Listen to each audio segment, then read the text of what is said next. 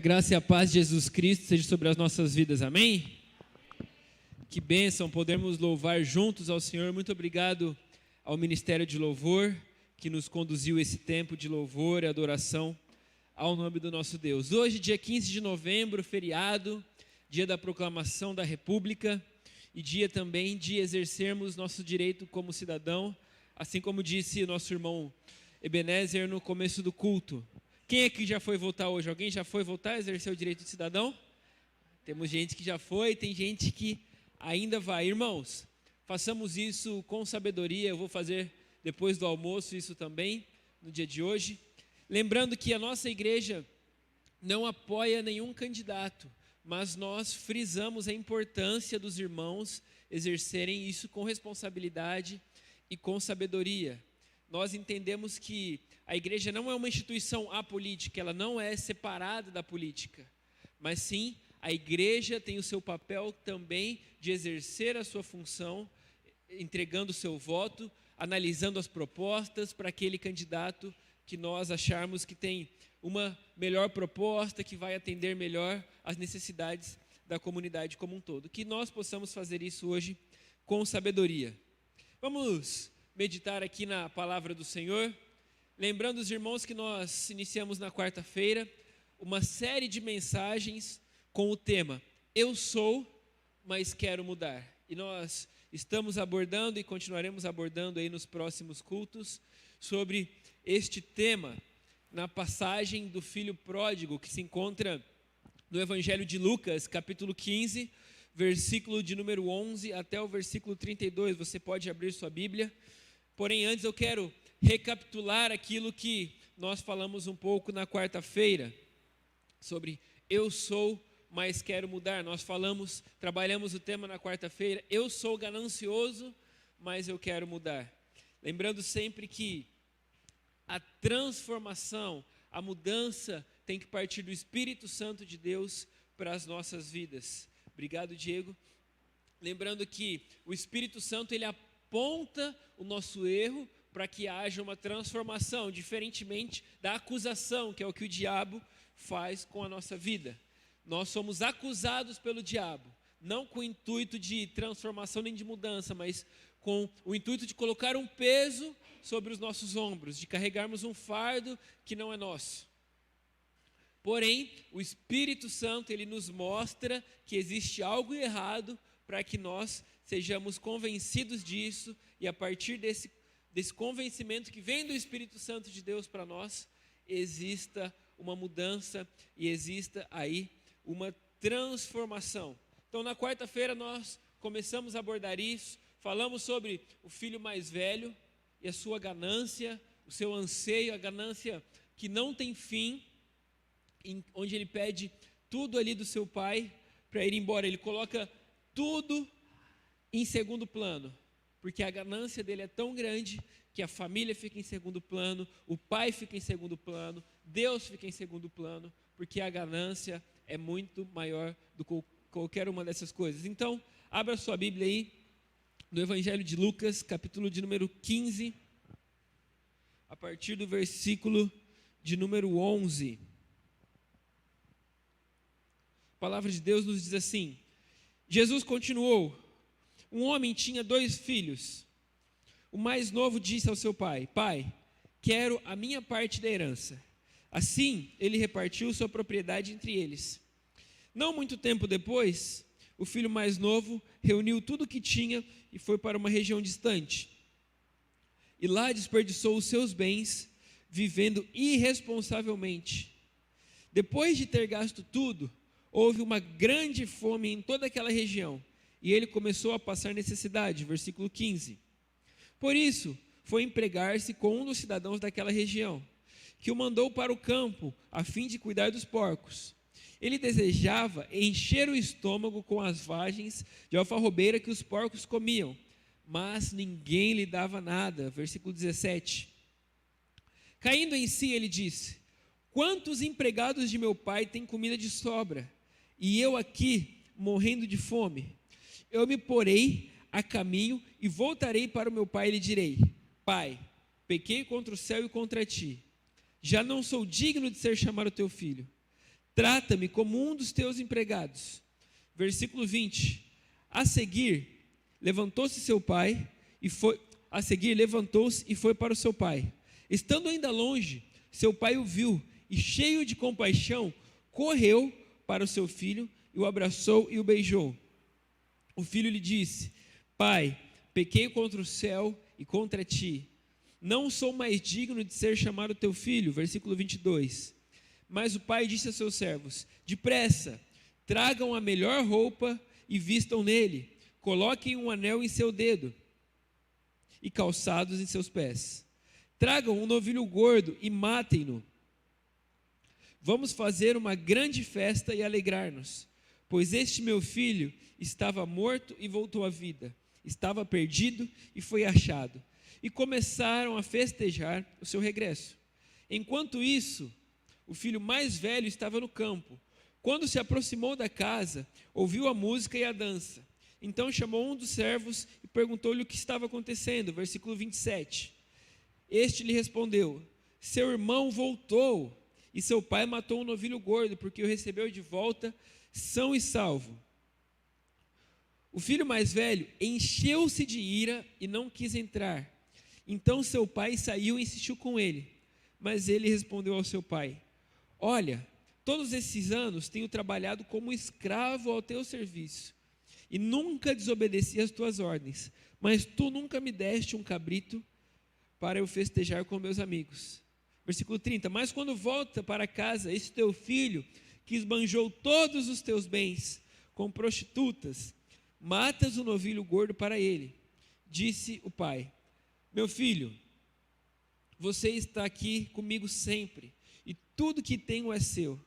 Mas nós tínhamos que celebrar a volta deste seu irmão e alegrar-nos, porque ele estava morto e voltou à vida, estava perdido e foi achado.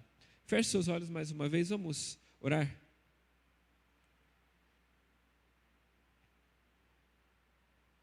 Senhor Jesus, nós te louvamos, Pai, por mais um dia de vida.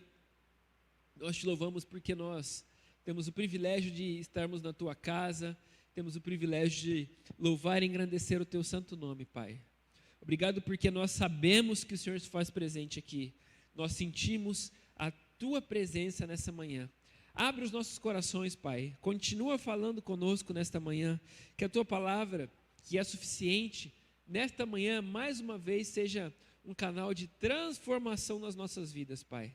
Que nós possamos sair daqui diferentes. Que nós possamos sair daqui transformados, Pai, pelo poder e pela glória do teu santo nome. Nós te louvamos, te agradecemos, em nome de Jesus. Amém, amém, amém. Eu sou, mas quero mudar. Eu convido você a abrir seu coração nessa manhã, para que Jesus realmente possa fazer essa mudança, que Jesus realmente possa fazer essa transformação. Faço esse convite a você que nos assiste também aí da sua casa, que você esteja com o coração aberto para uma mudança. Eu sou, mas quero mudar. Outra atitude que nós vamos olhar para a vida do filho pródigo nessa manhã e dizer, e reconhecer isso em nós é: eu sou rebelde, mas eu quero mudar. Na quarta-feira nós falamos sobre a ganância, que esse filho mais novo, esse filho mais moço, era uma pessoa muito gananciosa. E também, além disso, existia muita rebeldia na vida desse jovem, na vida desse filho mais novo. E quando nós olhamos para nós, será que nós conseguimos enxergar que existe rebeldia em nosso coração? Será que nós conseguimos olhar para o nosso dia a dia e conseguimos entender que tantas vezes nós temos um coração rebelde? Lembrando que o primeiro passo para uma transformação, o primeiro passo para uma mudança é o reconhecimento de um comportamento. Se nós não entendermos que existe algo de errado, se nós não entendermos que existe algo que não está certo nas nossas vidas, e não entregarmos isso nas mãos de Jesus, nas mãos de Deus, do Pai, do Filho e do Espírito Santo, para que exista uma transformação, uma verdadeira mudança, isso não vai acontecer. O primeiro passo é o reconhecimento. Quando este jovem aqui reconhece em seu coração que ele teve uma atitude rebelde, que ele estava passando necessidade, aí sim ele consegue começar a dar passos para que exista uma mudança na vida dele. Eu sou rebelde, mas eu quero mudar. Lembrando, e é muito importante, que esta série de mensagens é para cada um de nós, para nós olharmos para o nosso interior, e não para nós ficarmos aqui ouvindo essa mensagem, cutucar o irmão do lado e falar, tá vendo, ó, é para você, ou ficar pensando naquele amigo, naquele parente, falar, não, tal pessoa precisa ouvir essa mensagem. Não, essa mensagem é para nós nos analisarmos, olharmos para dentro e falar, eu sou, mas eu quero mudar. E a rebeldia não é uma característica única e exclusiva de jovens e adolescentes. Porque quando nós falamos em rebeldia, nós logo pensamos em pessoas jovens, especialmente nos adolescentes, aquela fase da vida onde o adolescente começa com aquela rebeldia, começa a responder para os pais, e os pais ficam assim, ai, aquele meu bebê foi embora, aquele meu bebê está diferente, agora ele responde para mim, agora ele faz malcriação, agora esse meu filho que me abraçava e me beijava, não quer mais me abraçar, não quer mais me beijar, ele está rebelde. Quando eu vou levar ele na escola, ele quer que eu deixe ele na esquina, para os amigos não me verem perto dele. O que está acontecendo com o meu bebê? Adolescência. Adolescência é uma fase na vida marcada por mudanças, por transformações. E uma das coisas que acontece na vida de muitos adolescentes é uma fase, sim, de rebeldia. Mas a rebeldia não é exclusiva dos adolescentes. Adultos podem ser rebeldes. Pessoas mais velhas, idosas podem ser rebeldes e são rebeldes. Crianças também. A rebeldia é um pecado que está presente nas nossas vidas. E nós precisamos nos atentar para isso. Temos vários tipos de rebeldia. Não só rebeldia contra os pais. A rebeldia contra os pais é uma das mais famosas e das mais comuns. Mas nós podemos ser rebeldes também no nosso trabalho. Nós podemos ser rebeldes com nosso patrão, com autoridades que estão acima de nós. Nós podemos ser rebeldes com as autoridades. Nós podemos ser rebeldes com policiais. Quantas vezes nós não vemos, não reclamamos, não agimos de maneira até irresponsável e desrespeitosa contra essas autoridades, como a polícia, por exemplo? Porque nós vemos na mídia tantas pessoas acusando, falando mal sobre autoridades, e nós confundimos as coisas. Por quê? Nós confundimos que cobrar autoridades, saber que a polícia está para nos servir, nós confundimos isso com rebeldia. E desrespeitamos, tratamos mal, falamos mal, generalizamos, falamos que todo policial é corrupto, que policial não presta, que policial deveria nos proteger, mas não nos protege. Isso não é verdade. Isso nos faz tornarmos rebeldes contra a polícia, por exemplo, que é uma autoridade. Quando você leva uma multa e você sabe que você está errado, dirigindo acima da velocidade, sem cinto de segurança, ultrapassando em local proibido, e você recebe a multa, chega a multa na sua casa, fala, também esses policiais aí não tem mais o que fazer, em vez de prender ladrão, prender bandido, fica aí multando a gente que é trabalhador de bem, cidadão de bem. Mas você sabe que você está errado, tem lá a foto do seu carro com a multa, mostrando que você está errado, mostrando que eu estou errado, e ainda assim, nós somos rebeldes. Contra autoridades estabelecidas, contra políticos, nós somos rebeldes. E também generalizamos, dizendo que, não, todo político é ladrão. Mas quem colocou ele lá? Não, mas eu não votei. Responsabilidade sua também, que não saiu da sua casa e não foi exercer seu direito de cidadão. Mas eu votei em outro. Responsabilidade sua de cobrar esse político e não de ser rebelde simplesmente. Ser um rebelde sem causa. Não, está fazendo algo que eu não gosto. Eu sou de direita, ele é de esquerda. Eu sou de esquerda, ele é de direita. Eu sou do centro, ele é de cima. Eu sou de cima, ele é de baixo. A Bíblia diz que nós devemos orar pelas autoridades ali estabelecidas. E orar não é simplesmente concordar. Você pode discordar. Preste muita atenção. Existe uma grande diferença entre discordar e ser rebelde. Esse filho aqui podia discordar da maneira como o pai gerenciava a sua fazenda, da maneira como o pai gerenciava os negócios, da maneira como o pai tratava os filhos. Ele podia discordar disso tudo, mas isso não lhe dava o direito de ser rebelde.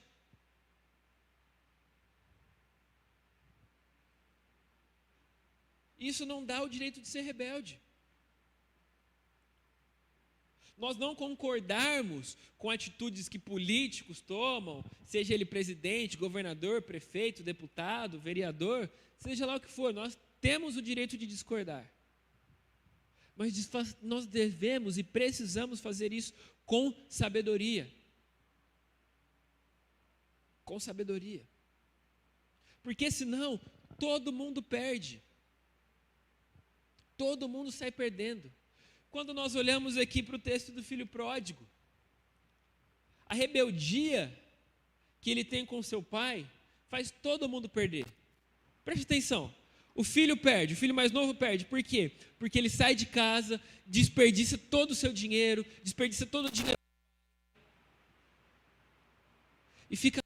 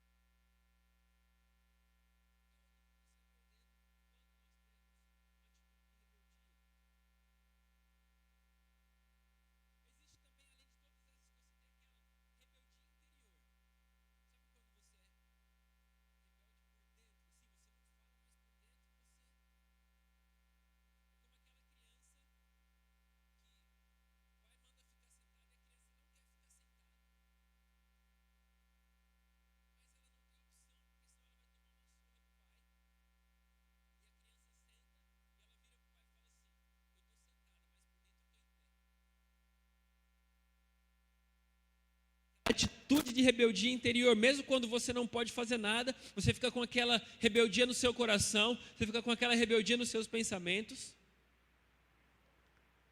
e fala assim, não, um dia ele me paga, um dia fulano me paga pelo que ele está fazendo, hoje eu não posso fazer nada, mas daqui a um tempo ele vai ver, daqui a um tempo meu pai vai me pagar. Nós precisamos aprender a ter um coração maleável. A rebeldia, irmãos, preste atenção, a rebeldia é um pecado gravíssimo. É um pecado tão grave que lá em 1 Samuel 15, 23, ele é comparado com o quê? Quem sabe? Com o pecado da feitiçaria. 1 Samuel 15, 23 diz assim, pois a rebeldia é como o pecado da feitiçaria, e a arrogância como o mal da idolatria. Assim como você rejeitou a palavra do Senhor, ele o rejeitou como rei. A rebeldia é tão grave quanto a feitiçaria. E nós, tantas vezes, não entendemos, ou não damos a devida importância e continuamos agindo com essa rebeldia. A rebeldia é contra Deus. Tem pessoas que se rebelam contra Deus, porque coisas ruins acontecem na vida. E culpam Deus porque coisas ruins aconteceram. Irmãos, preste atenção. As coisas ruins acontecem não é por culpa de Deus. É por culpa nossa. É culpa nossa. É culpa dos nossos pecados, das nossas atitudes erradas. Ah, mas se Deus nos criou, se Ele nos criou, por que Ele então deixou a gente pecar e ser rebelde? Ainda quer colocar a culpa em Deus. Preste atenção, seu pai vai te dar um carro. Você bebe, se embriaga, vai, capota esse carro. A culpa é do seu pai ou é sua? E nós queremos ficar colocando a culpa em Deus. Ah, porque a minha mãe morreu, Deus não podia ter tirado a minha mãe de mim. Você acha que Deus se alegra com a morte de alguém? Deus nos criou para a vida. Mas nós, através de Adão e Eva, pecamos e deixamos que a morte entrasse. E você fala assim, então a culpa é de Adão e Eva. Não, porque se você estivesse lá, se eu estivesse lá, nós faríamos a mesma coisa. Ou até pior. E desde lá do Éden, nós ficamos culpando os outros. Quando Deus chega para conversar com Adão e Eva, e eles se escondem, e Deus fala com Adão, o que você fez? E o que Adão diz? Foi a mulher que o Senhor me deu. A culpa nunca é nossa. Deus é bom, apesar de coisas ruins acontecerem. Eu me lembro que um dia, um adolescente chegou para mim e falou assim, pastor,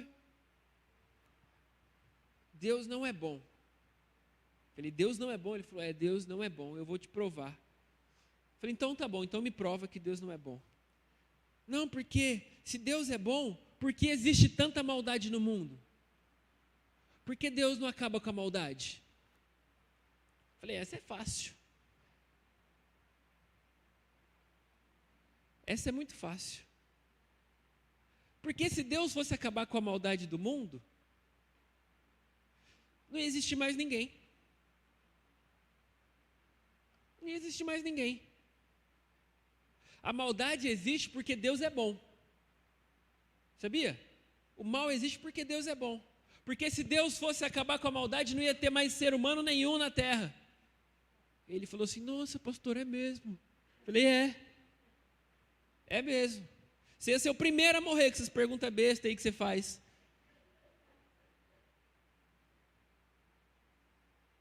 Deus não se alegra com a maldade, mas Ele, na sua infinita bondade, permite e ainda nos perdoa, ainda nos dá a chance de mudança, nos dá a chance de transformação. E ainda nós somos rebeldes com Deus, não, porque Deus deixou isso acontecer. Deus deixou, eu perdi meu filho. Você perdeu seu filho, mas não foi porque Deus quis. Foi por causa do nosso pecado. A morte é a consequência do nosso pecado. A Bíblia é muito clara, o salário do pecado é a morte. Porém, o dom gratuito de Deus é a vida eterna em Cristo Jesus. E nós somos rebeldes, assim como o filho mais jovem foi rebelde. Olhe para a história de Jó. Mesmo com tanta desgraça, com tanta coisa ruim acontecendo na vida de Jó, Jó sempre entendeu que Deus continuou sendo bom. Porque Deus não muda, Ele é o mesmo ontem, hoje, amanhã e para sempre. E a essência de Deus é o amor, a essência de Deus é a bondade.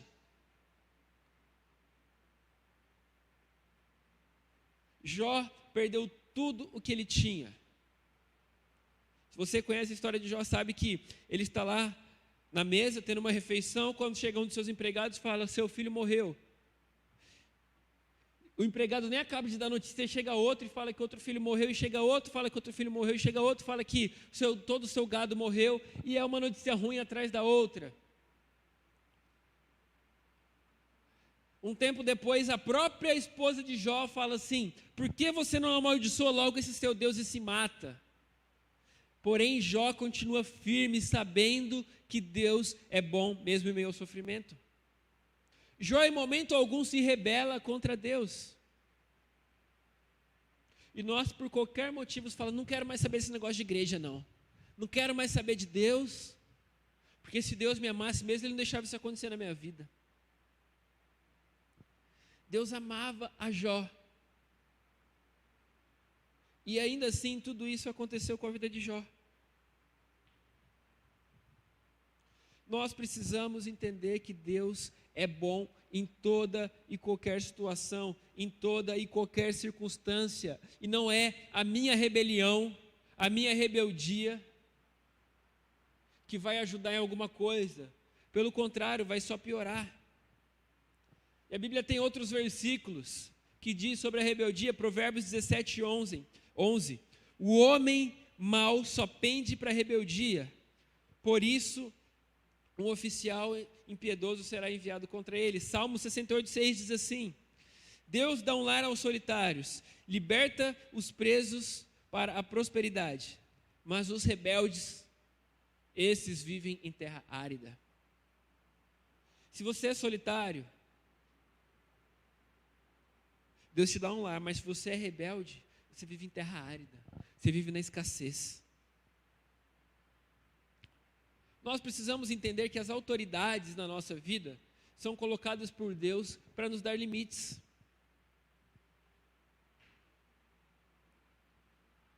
Autoridades são colocadas por Deus para nos dar limites. Os nossos pais, você fala assim, mas você não conhece meu pai. Não conheço não, mas eu sei que Deus colocou você no lar certo, você não está em um lar errado, você não nasceu ali por acidente. Deus não te colocou ali porque Deus errou, porque Deus se enganou. Porque tudo que Deus faz é perfeito. Pais, preste atenção, pais. Você precisa ser autoridade na sua casa. Existem lugares, existem lares onde os filhos são autoridade. Os filhos ditam o horário, ditam o que vai assistir na televisão, o que não vai assistir na televisão, o que vai ter no almoço, o que vai ter na janta, que horas vai ser o almoço, que horas vai ser a janta. Se isso acontece na sua casa, você está criando um filho rebelde. Um filho que hoje não conhece o limite e no futuro também não vai conhecer o limite. Pais, você precisa aprender a negociar com o seu filho aquilo que é negociável e não negociar aquilo que é inegociável. Existem princípios que são inegociáveis, que você jamais pode fazer um acordo com o seu filho. Mas tem outras coisas que você pode negociar, que você pode conversar. Eu já atendi muitos adolescentes que os pais colocavam o filho de castigo. Sabe qual era o castigo? Não vai para a igreja. Não, você não vai para a igreja porque você gosta muito de ir para a igreja. Mas deixa o filho com o celular, deixa o filho assistir TV a hora que quer, deixa o filho ficar no computador a hora que quer, mas celular não. Mas igreja não pode. Para a igreja não vai não. Olha que absurdo. E eu atendia esses meninos e eu falava assim: meu filho, preste atenção. Você precisa honrar seu pai e sua mãe. Então, a primeira coisa, você vai obedecer. Seu pai não vai deixar você vir à igreja, você vai falar: tá bom, pai, porque lá na igreja eu aprendo que eu preciso obedecer e honrar meu pai e minha mãe e não ser rebelde.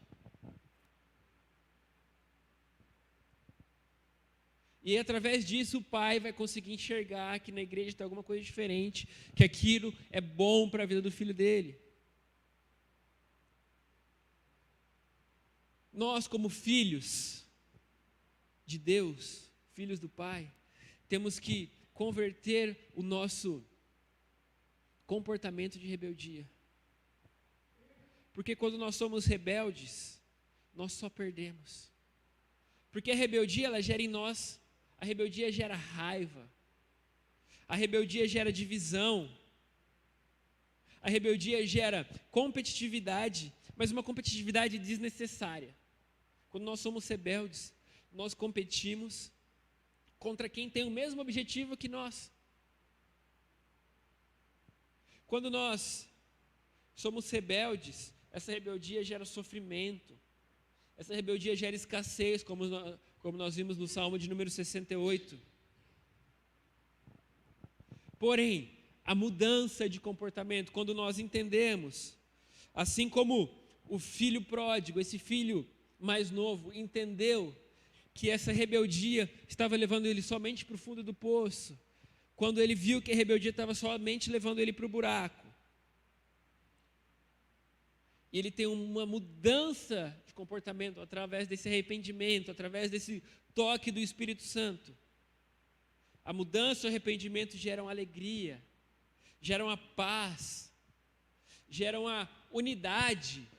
Não existe mais divisão e separação, e sim unidade, porque houve uma mudança. O arrependimento e a mudança nos leva à abundância.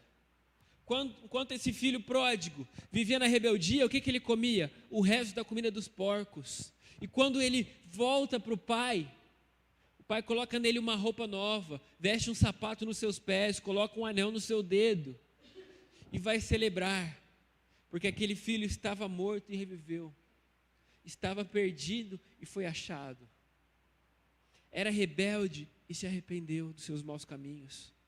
E quando nós nos arrependemos dos nossos maus caminhos e entregamos a nossa vida para Jesus, isso gera em nós uma mudança de comportamento, e isso é consequência da salvação de Cristo Jesus para as nossas vidas.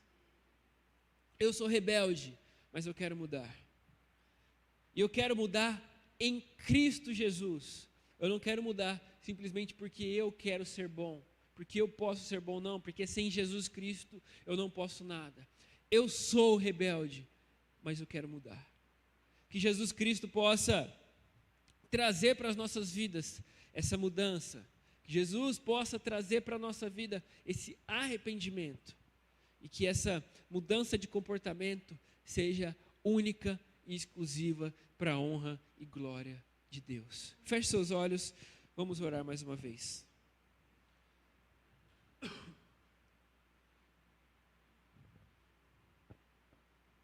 Senhor Jesus, nosso Deus e amado Pai, obrigado, Senhor, por essa palavra.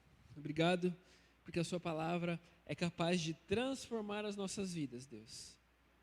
Que o Senhor possa nos transformar nessa manhã.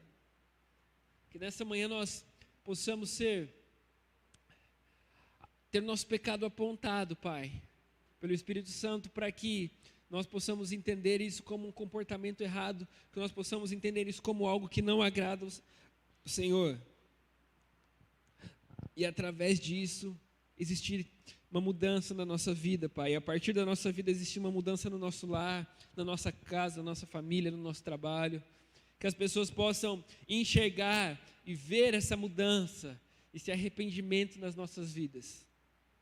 Para que o seu nome seja honrado, para que o seu nome seja glorificado, Pai. Nós oramos e te agradecemos assim, no nome do seu Filho amado Jesus. Amém, amém e amém.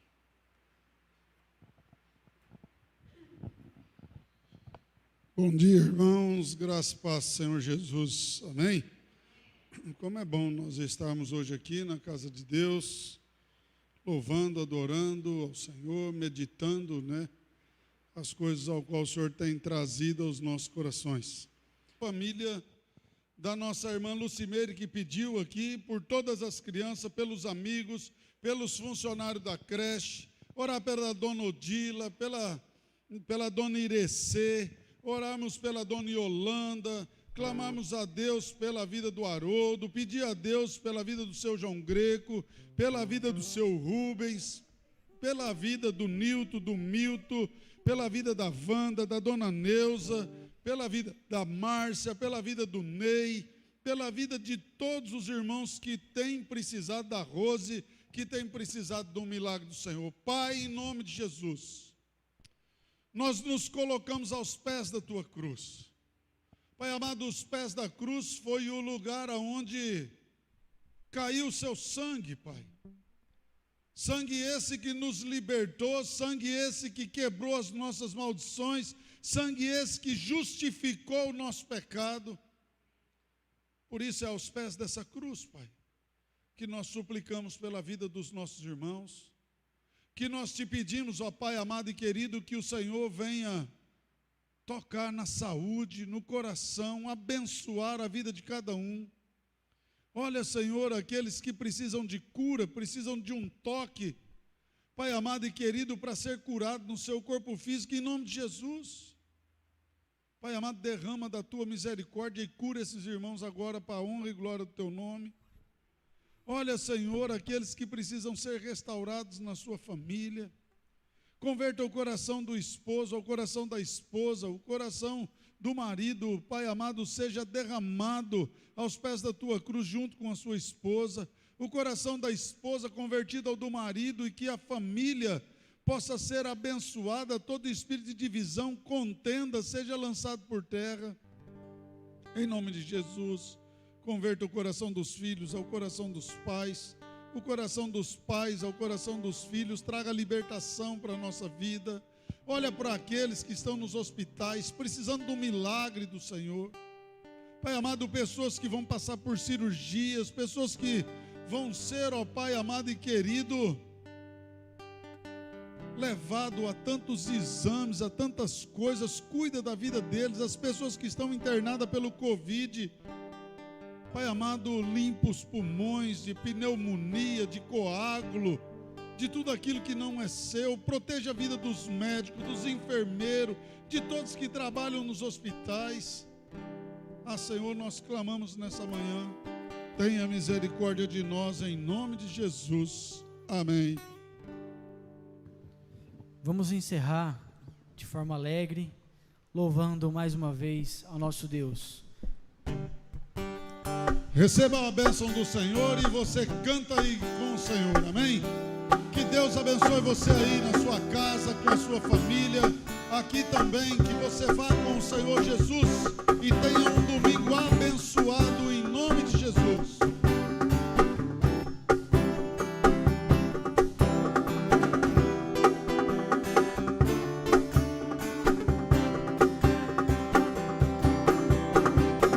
Eu te busco, te procuro, ó Deus,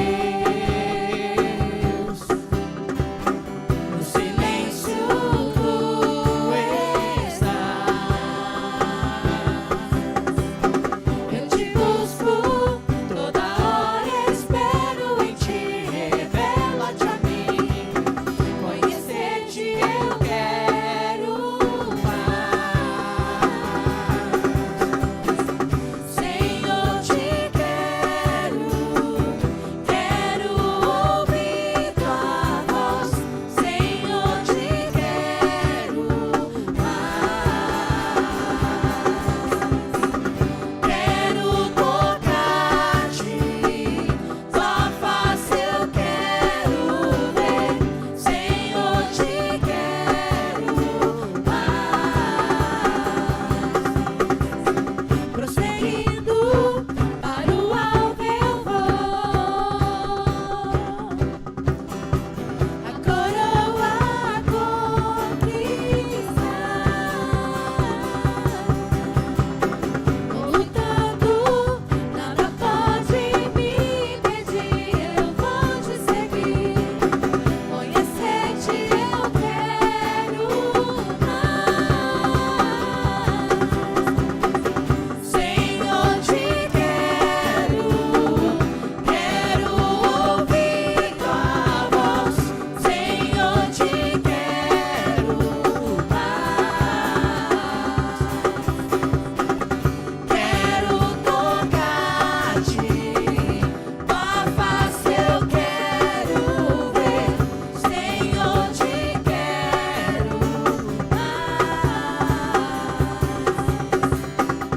Senhor, te quero ouvir tua voz. Senhor, te quero mais. Quero tocar-te, tua face eu quero ver. Senhor, te quero